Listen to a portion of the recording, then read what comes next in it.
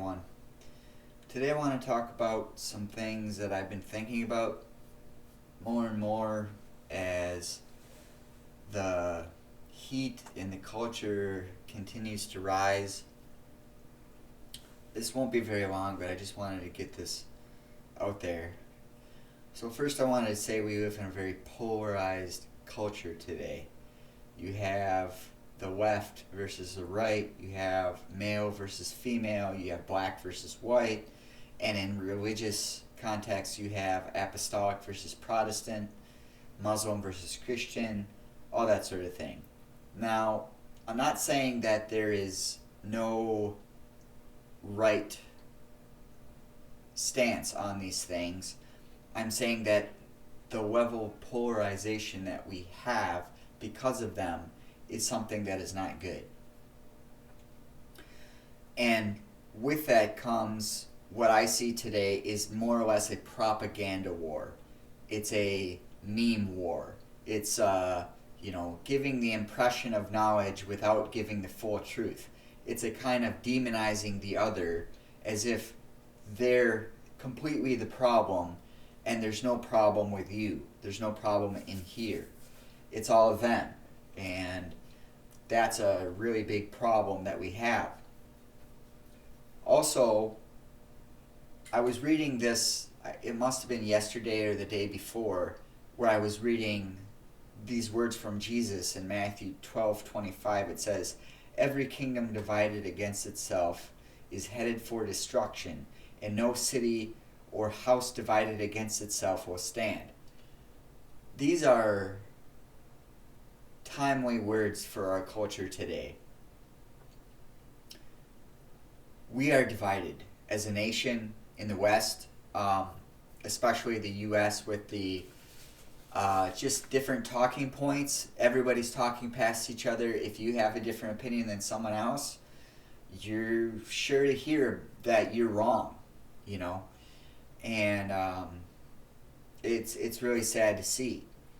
And then I saw this post on X by Lecrae that basically said something like he said, "Blessed are the peacemakers."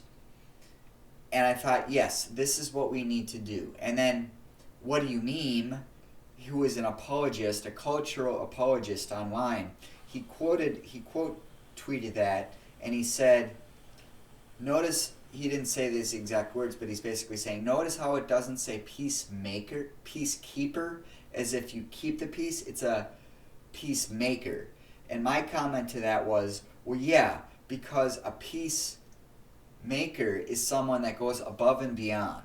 They don't just settle with, well, I just want to keep the peace. They actually are proactive in trying to foster a kind of peaceful solution between things. This is in a way it's kind of being diplomatic, but in another way it's just simply trying to build a bridge with someone, maybe relationally, that you normally would have a disagreement with. I've had disagreements with people online, and we disagree and we talk about it, and then we're fine, and we work past it. But I've also had people, simply because I share a different view, that they unfriend me or they unfollow me or they block me or whatever else, simply because I share a different position than they do. So what I wanted to say here is get in the way. What I mean by that is, when I say get in the way, is I mean put yourself in a position where you're trying to connect the bridge between this party and this party. And this is not always easy, and you have to balance it with calling out the wrongs of both your tribe and the wrongs of what's outside your tribe. And I think there is a problem where part of the polarization in the world today, at least in the U.S., is that people never call out their own tribe. They're always calling out, if you're a right wing, you're always calling out the left wing. If you're a left wing, you're always calling out the right wing, and you never say anything about what's bad about what your tribe is doing. And this is a mistake. So I want to say, get in the way of of being a peacemaker. When you're being a peacemaker, get in the way of trying to foster that peace between people. And I leave you with this, because if you do this, you're going to get hammered from all sides. But Jesus says in Matthew 5:12, "For this is how they persecuted the prophets before you, who were before you." So being a peacemaker doesn't mean that everyone's going to love you. In fact, it might mean that, at least initially, you're going to have everyone coming at you. And that's part of a spiritual battle that you have to face as well, because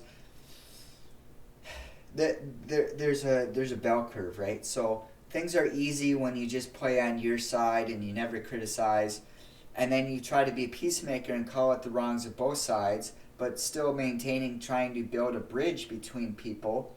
And that's when there's this kind of area of getting attacked from all sides. And then after that, eventually, if you master how to do this, and I'm not claiming to be a master of this is just what I've noticed, you get past that, and you come to a place where it's a bell curve and it comes down, and then people look to you for the balanced approach, or what you might think of as being reasonable, right? And I think one person that I can think of that is a really good example of this is Gavin Ortland, because he builds these bridges. He doesn't agree with the Eastern Orthodox, but he builds bridges with them. He doesn't agree with the Catholics, but he builds bridges with them. And so shout out to Gavin for his peacemaking abilities that he's doing. And I think we need to foster that in our own lives as well. Well, that's all I got for you guys. Thanks for watching. Talk to you later. Bye.